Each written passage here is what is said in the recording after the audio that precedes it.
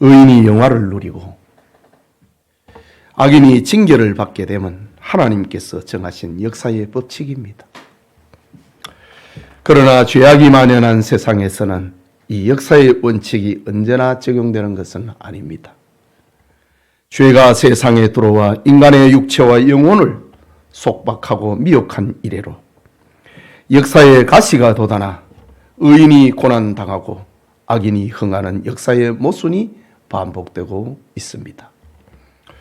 그래서 하나님의 뜻을 좇아 의롭게 살려는 사람들이 억울한 일을 당하고 옥에 갇히기도 하며 매를 맞으며 심지어 목숨까지 빼앗기기도 합니다. 본서를 기록한 사도 요한은 폭군 도미시안 황제 때에 황제 숭배를 거절하고 교인들에게 황제 숭배를 하지 말라고 가르쳤다는 죄목으로 에게의 바다 가운데 자리 잡은 밤모섬에 유배되었습니다. 그런 어느 날 주일 아침 성령께서 요한을 감동하시고 등 뒤에서 큰 나팔 소리와 같은 음성과 더불어 요한을 천상의 세계로 이끌어 올리셨습니다. 그곳에서 요한은 3년간 동고동락했던 부활의 예수님을 만났습니다. 그런데 예수님은 이전에 연약한 분이 아니라 장차 온 세상을 심판하실 영광의 주님이었습니다. 요한은 주님으로부터 반드시 속히 될 종말 계시의 역사를 받았습니다. 그것이 요한 계시록이지요. 우리는 지금 사도 요한이 받은 계시 중에 박해의 상징인 인재앙의 5번째 인을 떼실 때에 일어나는 환상 앞에 있습니다. 요한이 보았던 재앙의 환상은 지금까지와는 전혀 다른 모습이었습니다. 그것은 지상교회가 아닌 천상교회의 모습을 보았기 때문입니다. 요한은 천상교회에서 뜻밖의 죽임을 당한 영혼들, 그 세상에서 순교당한 성도들의 모습을 보았습니다. 그들은 한결같이 제단 아래에 있었습니다. 여러분, 성막의 제단은 짐승을 잡아 그 피를 뿌리는 곳입니다. 그렇다면 본문에 죽임을 당한 영혼들이 제단 아래 있어 라는 말은 그들이 천상교회의 아름다운 제물이 되었다는 말입니다. 오늘은 인재양 세 번째 시간으로 교회의 환난, 순교자라는 제목으로 요한계시록 강해 계속하고자 합니다. 하나님의 은혜가 우리 중에 임하기를 소원합니다. 먼저 죽임을 당한 이유입니다. 본문 9절을 봅니다. 5째 인을 떼실 때에 내가 보니 하나님의 말씀과 그들이 가진 증거로 말미암아 죽임을 당한 영혼들이 제단 아래에 있어 라고 합니다. 요한이 보았던 순교자들은 하나님께 향기로운 제물이 되어 있는데 그들이 세상에서 순교한 이유를 2가지로 보았다고 합니다. 첫째는 하나님의 말씀 때문이었다. 제단 아래에 있는 순교자들은 하나님의 말씀 때문에 죽은 자들입니다. 즉 순교자들이란 어떤 개인의 의견이나 법률 조문이냐, 심리학자의 의견이나 철학자의 주장이나 정치적, 사회적, 사상적 이론 때문에 죽은 자가 아닙니다. 과학자들의 주장을 따르다가 죽은 이도 아닙니다. 그들은 믿고 순종하면 복을 받고 불신앙하고 순종하지 않으면 화를 받게 된다는 지고하신 하나님의 말씀 때문에 죽은 자들이었습니다. 여러분, 하나님의 말씀은 진리입니다. 진리란 거짓이나 꾸밈이나 허상이 아닌 진실을 가리키는 말이지요. 즉 하나님이 천지를 창조하셨다는 말씀은 진실입니다. 그래서 그것을 진리라고 부릅니다.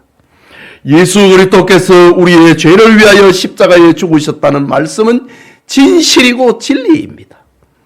예수님이 죄와 사망에서 우리를 구원하기 위하여 부활하셨다는 사실은 진실이고 진리입니다.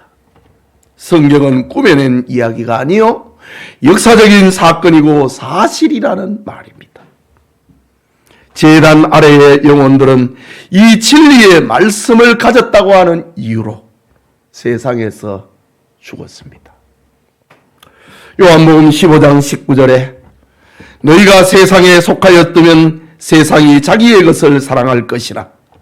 너희는 세상에 속한 자가 아니요 도리어 내가 너희를 세상에서 택하였기 때문에 세상이 너희를 미워하였느니라. 주님으로부터 사랑을 받고 주님으로부터 택함을 받고 주님의 그 말씀을 가졌기 때문에 세상에서 미움을 당하다가 죽임을 당했습니다. 하나님의 말씀 때문에 죽었다고 했는데 하나님의 말씀은 구원의 약속이 담겨있는 생명의 말씀입니다.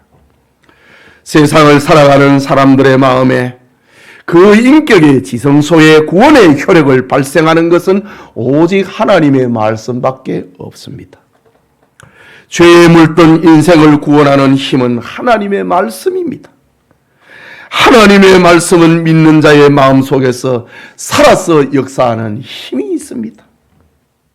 그래서 요한복음 5장 39절에 너희가 성경에서 영생을 얻는 줄 생각하고 하나님의 말씀인 성경은 영생이 있는다 이지요.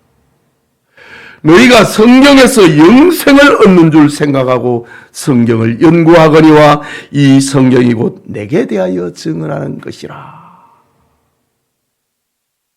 예수님에 대하여 증언하는 것. 그것이 하나님의 말씀이고 생명입니다. 즉 하나님의 말씀을 믿으면은 하나님의 자녀가 되고 영생한다는 생명을 담고 있는 것이 하나님의 말씀입니다. 이 말씀을 지키면은 금세와 내세에 복이 있다고 약속하고 있는 말씀이지요. 그래서 하나님의 말씀을 지키라고 합니다. 제단 아래에 죽임을 당한 영혼들은 사람의 명령이나 말을 듣고 따름보다 하나님의 말씀과 하나님의 명령을 지키고 따라야 한다는 것을 믿었던 사람입니다. 그들은 예수 그리스도의 진실한 사건을 보고 들은 자들입니다. 주님께서 그 말씀을 전하라는 명령을 받은 사람들입니다. 마태복음 28장 19절과 20절에 그러므로 너희는 가서 모든 민족을 제자로 삼아 아버지와 아들과 성령의 이름으로 세례를 베풀고 내가 너희에게 분부한 모든 것을 지키게 하라 라는 이 말씀을 받은 사람입니다. 그리고 볼지어다 내가 세상 끝날까지 너희와 항상 함께 있으리라 약속을 받은 사람들입니다. 그렇다면 순교자들이 목숨을 잃은 본질적인 이유는 인간의 고집이나 주장 때문이 아니었습니다. 자기 의지를 실현하는 열정이나 이상이나 향수에 젖었기 때문에 죽은 것이 아닙니다. 순교한 확실한 이유는 하나님의 말씀 때문이었다. 이것은 지난날 이사야와 미가야 선지자, 에레미야와 다니엘과 사드락과 메삭과 아벳느고, 세례 요한, 베드로, 스데반, 바울, 요한이 걸어갔던 길입니다. 교회사의 폴리갑이나 ig나티우스나 터툴리안이나 어거스틴, 위클립이나 요한 후스나 루터, 칼빈 등 수다한 진리의 종들이 걸어갔던 길입니다. 그들은 모두 하나님의 말씀 때문에 투옥되었고 죽음을 불사했습니다. 우리 성도님들도 하나님의 말씀을 마음에 간직하는, 그리고 그 말씀을 지키는 복이 있기를 축복합니다. 제단 아래에 있는 순교자들, 그들이 죽은 이유는 또 기록하기를 9절에 하나님의 말씀과 그들이 가진 증거로 말미암아 죽임을 당한 영혼들이라고 합니다. 그들이 가진 증거 때문이라고 합니다.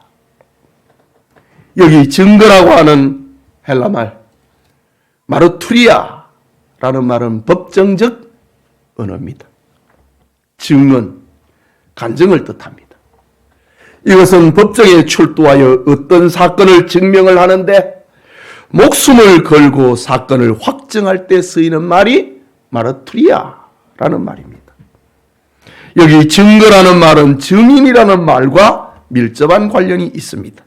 증인은 어떤 사실의 사건에 확실한 근거를 제시하고 그 제시하는 것에 대하여 책임을 지는 사람이 증인입니다. 그래서 사도행전 4장 20절에 재판장에 섰던 베드로와 요한은 우리는 보고 들은 것을 말하지 않을 수 없다라고 했습니다. 죽이겠다고 위협하는 가운데서도 우리는 보고 들은 것을 말하지 않을 수 없다. 증인이라는 말입니다. 요한계시록 1장 9절에는 하나님의 말씀과 예수를 증언하였으므로 말미암아 밤모라 하는 섬에 있었더니 사도 요한 자신도 하나님의 말씀과 예수를 증언하였기 때문에 밤모라는 섬에 갇혔다고 했습니다. 계시록 12장 17절에는 용이 여자에게 분노하여 돌아가서 그 여자의 남은 자손 곧 하나님의 계명을 지키며 예수의 증거를 가진 자들과 더불어 싸우려고 바다 모래 위에 서 있더라. 마지막 이 세상 마지막 전쟁도 하나님의 말씀과 그 증언이라고 기록하고 있습니다. 계시록 14장 12절에는 성도들의 인내가 여기 있나니 그들은 하나님의 계명과 예수에 대한 믿음을 지키는 자니라고 했습니다. 이처럼 마지막 환난의 날에 교회가 환난을 당하고 성도들이 순교를 당하는 이유가 한결같이 하나님의 말씀과 그 증언 때문이다 라고 알려줍니다. 여러분, 로마 제국 시대에 디오클레시안 황제는 로마 제국의 역사 가운데 기독교의 가장 대규모적이고 가장 잔혹하게 박해했던 10대 황제 중에 으뜸이 가는 사람입니다. 당시 이스라엘 땅 가이사라 교회에 로마누스라는 집사가 있었습니다. 그는 지난날 오바다처럼 박해를 피해 숨어있는 성도들을 도와주는 일을 했습니다. 박해받는 성도들을 돕는 중에 교회의 한 성도가 로마누스를 로마 경찰에 밀고 하고 맙니다. 총독 앞에 끌려간 로마누스는 쇠갈고리가 붙어있는 채찍에 얼마나 두들겨 맞았던지 몸이 찢어졌습니다. 그는 예수 그리스도를 저주하고 믿음을 포기하라고 강요받았습니다. 신문을 받던 로마누스는 입을 열어 말합니다. 나는 입이 하나밖에 없었는데 당신들이 나의 온몸에 입을 많이 만들어 주어서 감사합니다. 이 너덜거리는 자기 몸의 상처를 보이면서 나의 몸이 찢겨진 많은 것이 입이 되었으니 이 많은 입으로 나는 주님을 찬양할 것입니다. 절대로 나는 주님의 귀한 사랑을 부인하지 않고 주님을 찬양하다가 죽기를 원합니다. 라고 증언했다고 합니다. 결국 로마노스는 자기가 가진 증거로 인하여서 순교자가 됩니다. 여러분, 오늘 본문에 하나님의 말씀과 그들이 가진 증거를 말미암아, 이 말은 순교자의 신앙 고백을 말하는 겁니다. 말씀과 증거, 신앙과 행위, 그 일치를 가리키는 말이지요.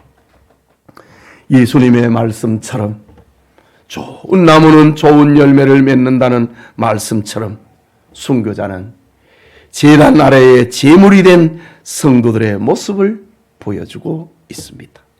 깨닫는 은혜가 우리에게 있기를 축복합니다.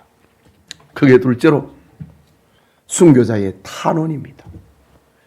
요한은 환상 가운데 순교자들의 영혼들이 울부짖는 소리를 들었습니다.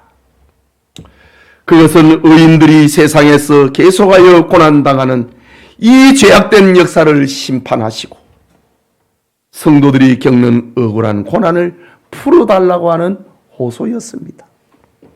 본문 10절에 큰 소리로 불러 이르되 거룩하고 참되신 대주제여 땅에 거하는 자들을 심판하여 우리 피를 갚아주지 아니하시기를 어느 때까지 하려 하시나이까 라고 합니다. 죽임을 당한 순교자들이 하늘 보좌 제단 아래에서 대주제이신 하나님께 큰 소리로 외치는 것을 요한은 들었습니다. 그들의 눈물겨리는 소리는 호소였고 탄원이었습니다. 그 탄원의 내용은 땅에 거하는 박해자들에게 우리의 피 흘리는 것을 갚아달라고 하는 소리였습니다. 이것은 하나님을 대적하고 교회를 박해하는 자들에게 하나님의 공의가 속히 실현시켜 달라는 호소였습니다. 사실 제단 아래 순교자들은 땅에 거하는 총독들과 임금들과 여러 유의 이방인들에게 끌려가고 신문을 당했고 무참하게 죽임을 당했던 사람들입니다. 그들은 온갖 유의 배금주의자들과 향락주의자들 그리고 배신자들로부터 그들의 신앙 고백과 증언에 피를 흘렸던 사람들입니다. 그들은 바른 예배를 위하여, 바른 전도를 위하여, 바른 진리를 위하여, 바른 구원, 바른 소망을 외치다가 인권이 유린을 당하였던 사람들입니다. 자유가 박탈당하고 재산을 착취당했던 사람들입니다. 그들은 가족에게서 내쫓김을 당하고 유리방황하는 처참한 비극을 겪었던 사람들입니다. 그래서 하나님을 대면하는 그 자리에서 큰 소리로 하나님께서 공의를 발동하시고 우리의 원통함을 풀어달라. 어느 때까지 참으시는 겁니까? 라고 호소하는 소리를 요한은 들었습니다. 여러분, 순교자들의 탄원의 소리는 아벨이 흘린 피의 소리와 같고 성전에서 죽임을 당한 사가랴의 피소리와 같았습니다. 세상에서 예수 믿음과 증언 때문에 죽임을 당했던 영혼들이 피를 토하는 듯한 절규의 소리였습니다. 그렇습니다. 순교자의 탄원은 반드시 갚아져야 합니다. 히브리서 10장 30절에 원수 갚는 것이 내게 있으니 내가 갚으리라. 하나님께서 반드시 약속하셨습니다. 하나님은 살아계셔서 순교자의 피가 헛되지 않게 하신다는 약속입니다. 하나님은 공의의 하나님이요 보상과 위로의 하나님이시기 때문이지요. 그러므로 예수를 믿지 않고 회개하지 않으면 심판을 받아야 합니다. 그들은 주님을 알지 못하는 자들입니다. 그들의 소속은 세상입니다. 불신자들의 소속은 생명의 빛이 없습니다. 그들은 그리스도와 그의 종들을 찔렀던 사람들입니다. 그들은 예수님의 제자들을 공회에 넘겨주고 회당에서 채찍질한 총독들과 임금들과 이방인들을 대표하는 사람들입니다. 여러분, 초대교회의 지도자 터툴리안은 자기를 박해하는 세상 권력자들을 향하여 외쳤습니다. 우주의 영원한 심판을 기대하시라. 소리쳤습니다. 너희는 구경거리를 좋아하는구나. 그러나 인류 최도의 구경거리는 나를 박해하던 사람들이 심판받는 장면일 것이다. 그렇게 많은 거만한 왕들과 멋있던 신들이 흑암의 바닷속에서 신음하고 주의 이름을 박해했던 그 많은 장관들이 그리스도인들을 불태웠던 것보다 더 맹렬한 불 속에 녹아질 것이다. 현명한 철인들과 그들의 꾀임에 빠진 학자들과 더불어 뜨거운 불 속에서 부끄러워하고 저 유명한 시인들이 그리스도의 재판석에서 떨고 많은 무리들이 불꽃 속에서 고통을 받는 것을 보면서 나는 감격하고 웃고 감탄하리라. 터툴리안의 글입니다. 과연 제단 아래에 있는 순교자들은 원수를 갚으시는 하나님께 자신들의 억울함을 갚아달라고 기도할 자격이 있는 사람들이었습니다. 제단 아래의 순교자들처럼 하나님 신앙 앞에 굳게 서는 우리 성도님들 되시기를 축복합니다. 마지막으로 순교자들의 탄원에 대한 하나님의 응답입니다. 제단 아래의 순교자들의 영혼이 하나님께 탄원하는 소리를 들으신 대주제이신 하나님께서 그들을 위로하고 응답해 주십니다. 그것이 11절의 말씀이지요. 우리 같이 11절을 읽겠습니다. 각각 그들에게 흰 두루마기를 주시며 이르시되 아직 잠깐 동안 쉬되 그들의 동무 종들과 형제들도 자기처럼 죽임을 당하여 그 수가 차기까지 하라 하시더라 합니다. 여러분, 순교자들의 눈물겨운 호소에 하나님께서 응답하시는데 하나님의 응답을 오늘 11절에는 세 가지로 묘사합니다. 첫째는 하나님께서 순교자들에게 흰 두루마기를 입혀 주셨다고 합니다. 여기 흰 두루마기는 성결과 승리를 상징하는 것입니다. 그것은 하늘나라에서 승리한 모든 성도가 입는 천국의 옷입니다.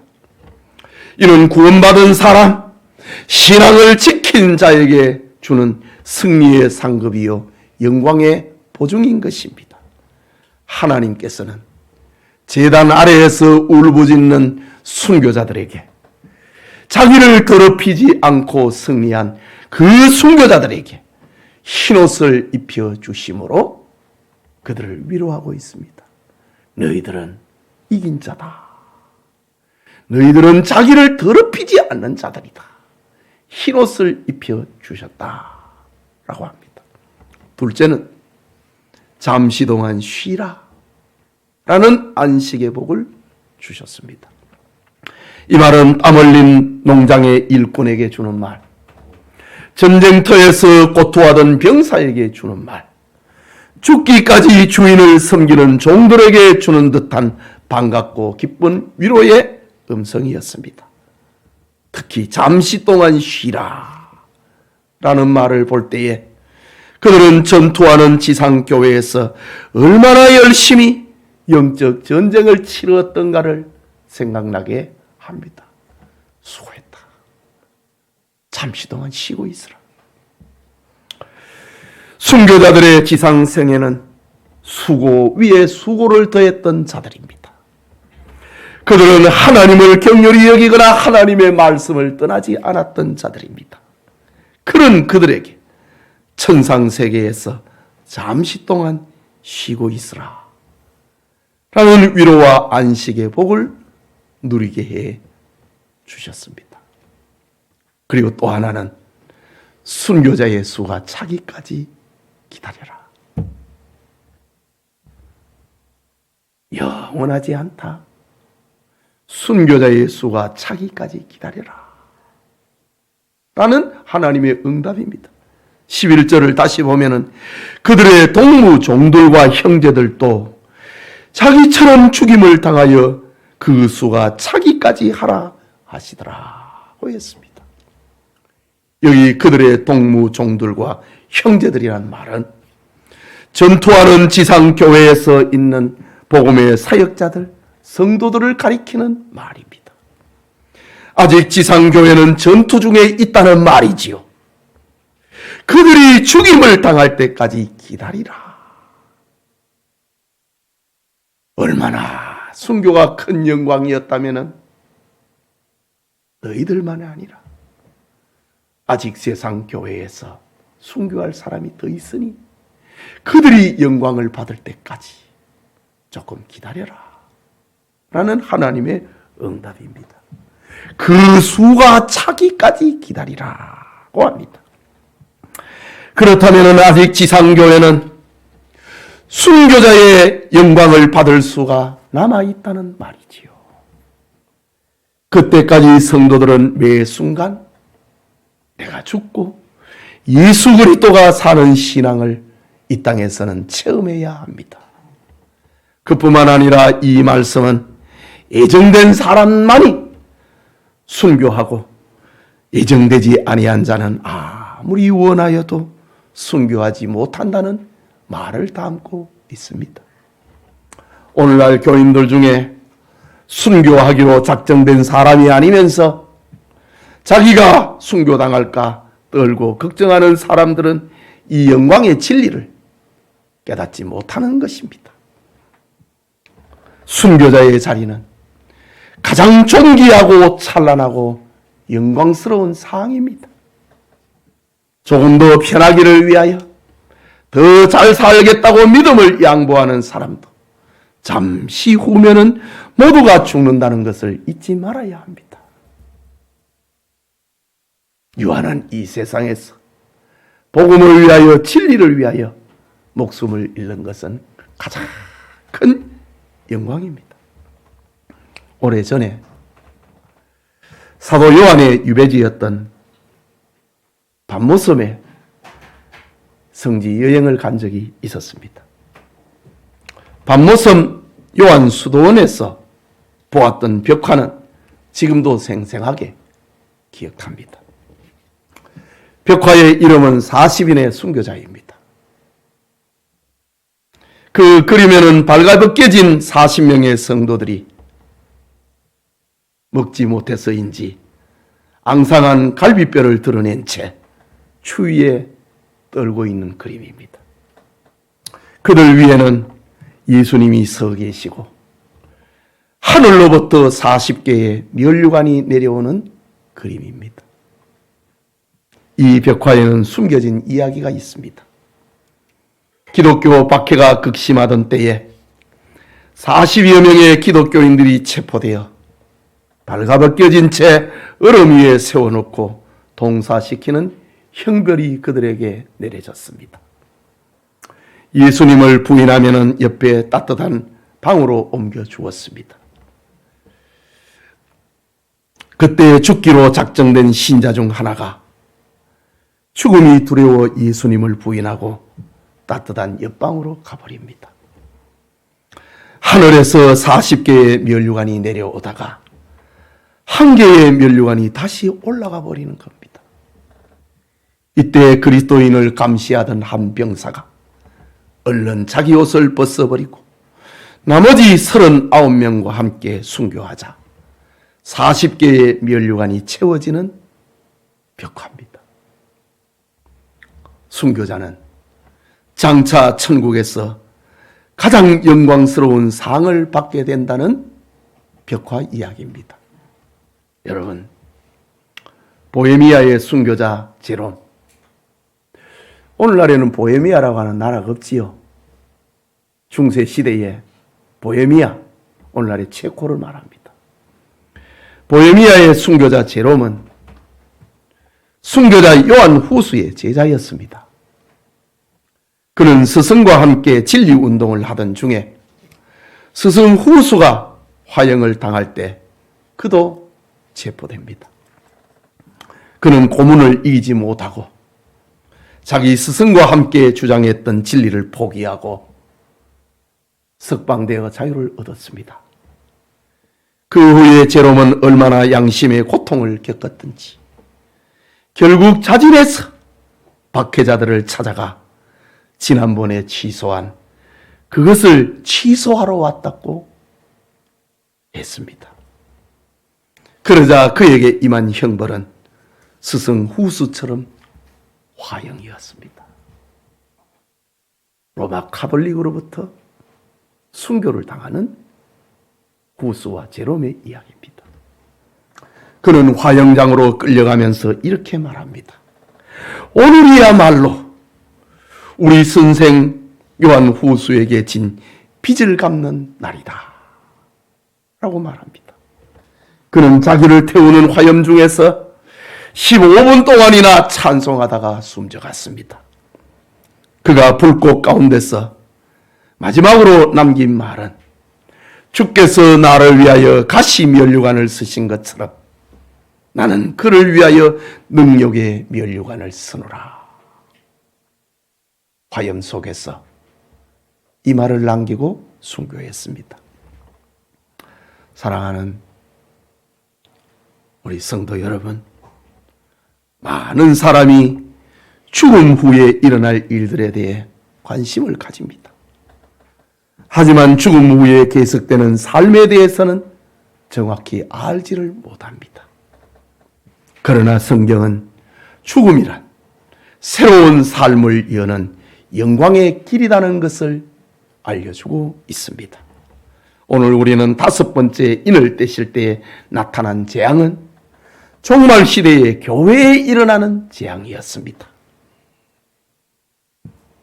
순교자의 모습을 알려주는 장면이었습니다.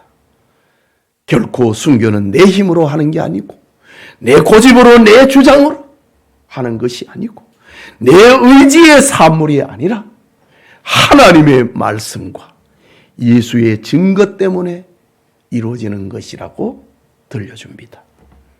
제단 아래에 있는 순교자들의 영혼은 주님이 은혜로 주신 구원의 은총에 죽기까지 감격했던 사람들입니다. 그들은 죽음도 불사한 인내를 가졌던 사람들입니다. 그들은 세상을 분토같이 버리면서 내세를 얻었던 사람들입니다. 세상에서 버림받은 순교자들에게 하나님은 하늘의 보좌에서 승자에게 주시는 흰 두루마기를 입혀주심으로 위로해 주셨습니다. 신앙의 격전장에서 수고했던 짐을 내려놓고 이제 잠시 동안 쉬라고 위로해 주었습니다. 그리고 너희 동무들과 형제들이 순교자의 수를 채울 때까지 기다려라 라는 말씀으로 그들의 기도 소리에 응답해 주셨습니다. 성도님, 현재의 고난과 장차의 영광은 실로 비교할 수 없다고 바울은 외쳤습니다. 순교자의 수가 아직 교회에 남아 있습니다. 그렇다면 우리는 조변석계 하는 자기 보호와 기회주의를 도려내어 버려야 하는 겁니다. 순교자의 시대가 아닌 평화의 시대를 사는 우리에게 순교와 맞먹는 영광이 있습니다. 그것은 평화의 시대를 사는 값을 지불하는 겁니다. 지금 이 땅에서는 하나님의 말씀과 그 증거를 때문에 우리의 목숨을 원하지는 않습니다. 우리에게 지금 순교자의 길은 평화의 시대를 사는 값을 하는 겁니다. 바로 내 생애의 시간과 물질과 몸을 주님께 바쳐 주님을 사랑하고 사람들의 영혼을 그리스도에게 인도하는 것이 평화 시대를 사는 값입니다. 그래서 다니엘서 12장에서는 많은 사람을 옳은 대로 돌아오게 하는 자는 하늘의 별처럼 영원히 빛나리라. 순교자의 영광과 같은 겁니다. 복되게도 저와 여러분은 순교자의 후예인 고레파 교회의 성도들이 되었습니다. 우리는 순교자 주기철 목사, 손양원 목사님을 비롯하여 순교적 신앙으로 투옥당했던 추록 지도자들의 후손들입니다. 보헤미아의 순교자 제롬처럼 우리에게 약함이 있을지라도 선조들에게 진 빚을 갚는 성도가 되어야 합니다. 5째 인, 교회의 환난 시대에 하나님의 말씀과 증거를 가지고 세상을 이기는 성도님들이 다 되시기를 주님의 이름으로 축복합니다. 우리 말씀을 생각하고 기도합시다. 우리는 이 순교 시대를, 다섯째 인재앙의 시대를 어떻게 넘어갈 것인가?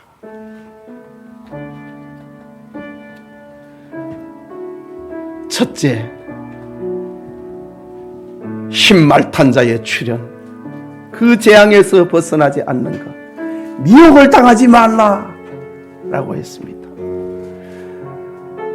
둘째 인재앙, 셋째, 넷째 인재앙 속에서도 그것을 벗어날 수 있는 길을 알려주셨습니다. 다섯째 인재앙, 교회의 환난, 순교자의 시대에 우리가 이 재앙을 이기는 힘이 무엇인가? 그것은 천국의 영광을 바라보라는 겁니다. 우리에게 면류관이 있다는 겁니다. 죽어야 할 때에는 죽어야 한다는 말입니다. 이것이 교회의 환난, 다섯째 인재앙을 이기는 길입니다. 현재의 고난과 장차 우리에게 나타날 영광은 비교할 수 없다. 그 영원한 소망, 천국의 소망이 있을 때에 우리는 순교도 불사할 수 있다. 그런 말입니다. 이것이 바로 우리의 신앙의 선조들이 걸어갔던 길입니다. 천국을 소망하는 그 천국의 찬란한 영광과 그 상급을 바라보는 우리 교우들이 되기 위하여 함께 기도합시다. 자비하신 하나님 아버지, 은혜를 감사합니다. 요한계시록 강해를 통하여서 이 종말 시대에 일어난 일들과 그 재앙을 받지 않는 길을 우리에게 알려주시는 주님, 오늘은 교회의 환난 순교 시대를 어떻게 넘어갈 것인가? 그것은 하나님의 말씀과 그들이 가진 증거를 놓지 말라고 하는 것입니다. 이것이 세상을 이기는 길이요, 주님으로부터 칭찬과 위로를 받는 길이라고 했습니다. 하나님, 순교자들의 정신과 그 신앙으로 우리 교회가 세워졌는데 이 신앙의 길을 갈 수 있도록 하나님 우리에게 은혜 베풀어 주시옵소서. 더 나은 천국을 소망할 때에만이 환난을 이겨낸다고 했습니다. 저 천국의 영광을 기대할 때만이 순교 시대를 이겨낸다고 하였습니다. 우리에게 이 은혜, 이 믿음 더하여 주시옵소서. 하나님, 받은 말씀을 생각하고 합심하여 기도합니다. 첫째 인에서 네 번째 인까지 그랬던 것처럼 이 다섯 번째 인재앙, 교회의 환난, 순교 시대에는 저 천국의 영광을 소망하며 이 환난을 이겨내라고 하는 계시의 음성을 들었습니다. 우리에게 천국을 소망하는 그 확실한 증거 속에서 환난 시대를 이겨낼 수 있도록 도와주시고 평화의 시대를 살아가는 값을 하게 하옵소서. 예수님 이름으로 기도합니다. 아멘.